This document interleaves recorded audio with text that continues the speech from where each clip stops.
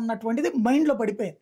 ఉమ్, ఆనాటి కాపులకి ఇవాళకి కూడా ఆ ఫీలింగ్ ఉంది. ఉమ్, ఎన్టీ రామారావు చంపించాడు, ఉమ్, కాపుల్ని అనగతొక్కాలనుకున్నాడు అన్నటువంటి ఆనాటి కాపులకు ఉంది. ఓకే. ఆ తర్వాత కాలంలో రత్నకుమారి గాని ఉమ్, రాధా గాని తెలుగుదేశంలోకి వెళ్ళటం, ఉమ్, తెలుగుదేశాన్ని సమర్థిస్తూ అసలు మా ఆయన చంపడంలో ఆయన పాత్ర లేదని చెప్పడంతో ఉమ్, ఇక ఆ తర్వాత వచ్చే యువతరం అది పట్టించుకోవాలి కమ్మా కాపు గొడవ.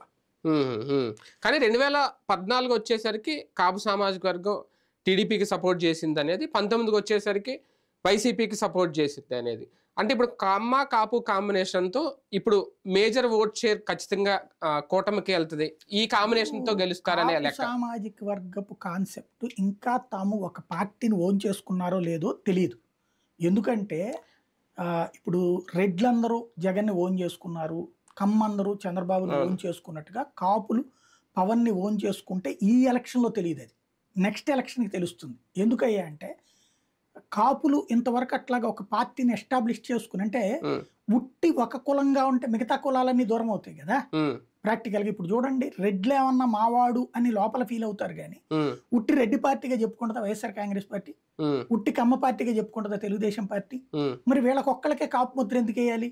ఇప్పుడు పవన్ కళ్యాణ్ అభిమానించే వాళ్ళలో అన్ని కులాల వాళ్ళు ఉంటారు కదా, బీసీలు ఉంటారు, ఎస్సీలు ఉంటారు, ఎస్టీలు ఎక్కువగా వాళ్ళే ఉంటారు, బీసీలు ఎక్కువగా ఉంటారు నాకు తెలిసి.